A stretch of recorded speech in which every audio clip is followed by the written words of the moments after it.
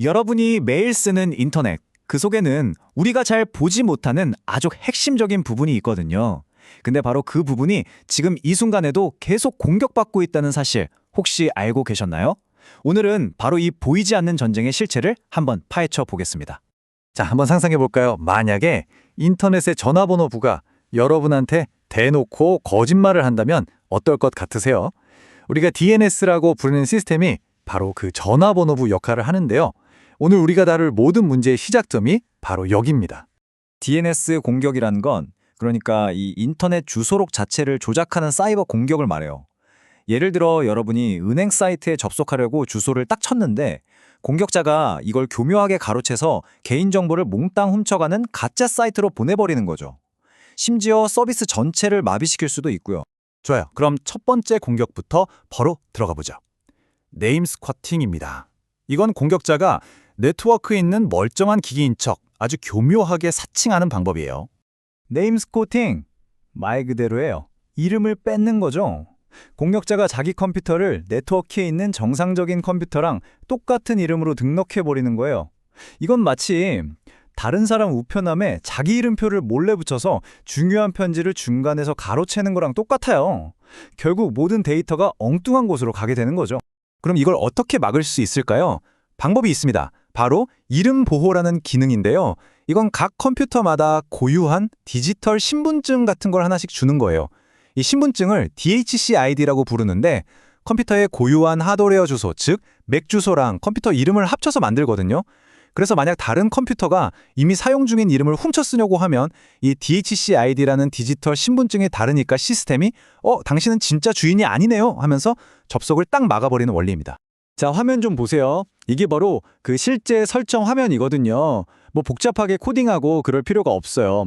이렇게 간단하게 체크박스 하나만 딱 클릭하면 방금 제가 설명한 그 강력한 방어벽을 세울 수 있는 겁니다. 그냥 막연한 개념이 아니라 우리 손으로 직접 할 수 있는 아주 현실적인 방어책인 거죠. 자, 이제 두 번째 공격으로 넘어가 볼까요? 이건 마치 전화번호부의 기억 자체에 독을 타서 사람들을 전부 엉뚱한 곳으로 보내버리는 것과 같아요. 이 그림을 보시면 딱 이해가 되실 거예요. 왼쪽의 공격자가 악의적인 정보를 DNS 서버한테 슬쩍 보내죠? 그러면 이 서버는 그 정보가 가짜라는 걸 전혀 모른 채 자기 기억 속에 저장을 해요. 그러다가 일반 사용자들이 나 거기 갈래? 하고 물어보면 이 오염된 기억을 바탕으로 잘못된 주소를 알려주는 거죠. 결국 사용자들은 자기도 모르는 사이에 아주 위험한 가짜 웹사이트로 가게 되는 겁니다. 그러니까 DNS 캐시 포이즈닝이라는 게 뭐냐면요. DNS 서버의 기억, 그러니까 캐시를 도구로 오염시키는 거예요. 공격자가 딱 한 번만 서버를 속여서 가짜 주소를 기억하게 만들면 그 서버를 이용하는 수천, 수만 명의 사용자들이 전부 그 오염된 정보의 희생자가 될 수 있는 거죠.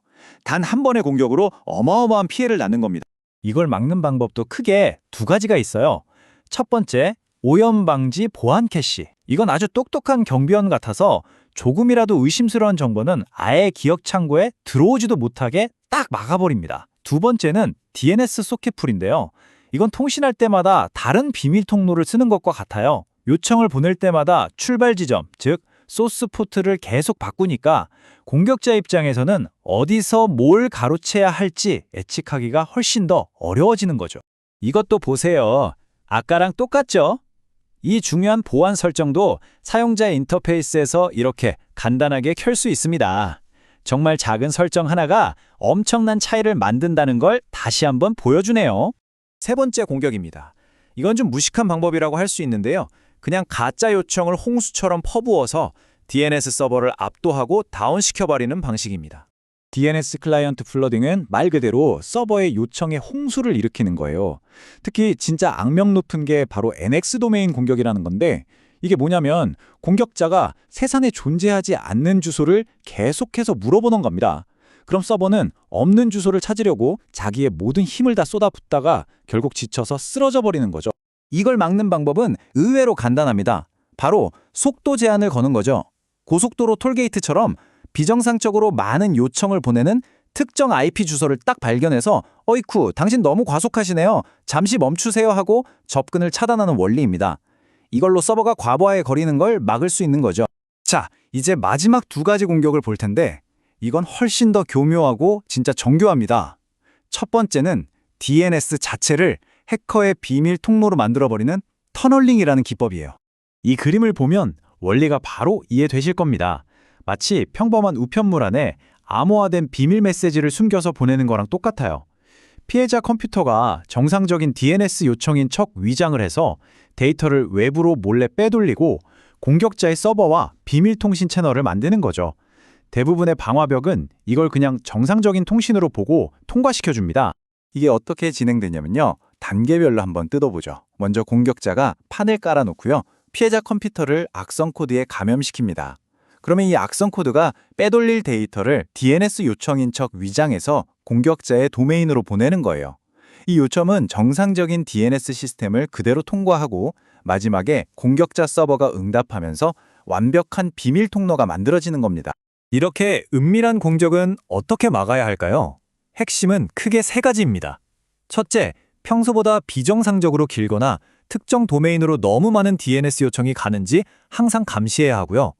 둘째, 아예 DNS 터널링을 전문적으로 탐지하도록 만들어진 특수 방화벽을 써야 합니다. 마지막으로 가장 중요한 건 회사나 조직 내부의 모든 기기들이 우리가 통제하고 감시하는 안전한 DNS 서버만 사용하도록 강제하는 겁니다. 그리고 마지막 DDoS 증폭 공격입니다. 이건 진짜 뭐랄까 작은 속삭임 하나로 산사태를 일으키는 것과 같아요. 공격자는 아주 작은 요청 하나를 수많은 공개 DNS 서버에 보냅니다. 그런데 이때 보내는 사람 주소를 자기 주소가 아니라 공격 대상, 즉 피해자의 주소로 속여서 보내죠. 그러면 이 모든 서버들은 수십, 수백 배로 증폭된 어마어마한 응답을 전부 피해자에게 한꺼번에 쏟아붓는 겁니다. 피해자 네트워크는 그냥 순식간에 마비돼 버리는 거죠. 자, 지금까지는 공격이 어떻게 이루어지는지 봤잖아요. 이제부터는 그래서 이게 왜 그렇게 중요한가? 그 실제적인 여파와 우리의 역할에 대해 이야기해 볼게요. 이게 그냥 이론상의 이야기가 아니라는 걸 보여주는 실제 사건들이 있습니다. 2008년에 댄 카민스키라는 연구원이 DNS 시스템의 치명적인 결함을 발견해서 전 세계가 발칵 뒤집혔고요. 이게 결국 DNS CSC 같은 보안 강화 기술이 도입되는 계기가 됐습니다. 2016년에는 다인이라는 회사에 대한 공격 때문에 트위터, 넷플릭스 같은 거대 기업들이 몇 시간 동안 그냥 멈춰섰고요. 그리고 2020년에는 아예 뉴질랜드 증권거래소 전체가 며칠 동안 마비되면서 국가의 핵심 인프라까지 공격 대상이 될 수 있다는 걸 똑똑히 보여줬습니다. 결국 DNS 공격이 성공하면 어떻게 될까요? 결과는 끔찍하죠. 개인정보랑 금융정보가 몽땅 털리고 기업은 서비스를 못해서 막대한 돈을 잃고 무엇보다 한번 무너진 신뢰는 다시 쌓기가 정말 어렵습니다. 결국 인터넷을 안전하게 만드는 건 어느 한 사람이나 한 회사의 몫이 아니에요. 바로 우리 모두의 공동 책임인 거죠. 이런 위협이 있다는 걸 제대로 이해하고 더 안전한 온라인 환경을 만들기 위해 함께 노력하는 건 단순히 기술적인 문제를 넘어서 우리 모두의 윤리적인 책임이기도 합니다. 오늘 저희가 준비한 이야기가 조금이라도 도움이 되셨다면 좋아요 한번 그리고 구독 버튼 눌러주시면 정말 큰 힘이 될 것 같습니다. 여러분의 그 작은 관심이 저희가 더 유익한 컨텐츠를 만드는 가장 큰 원동력이 되거든요. 감사합니다.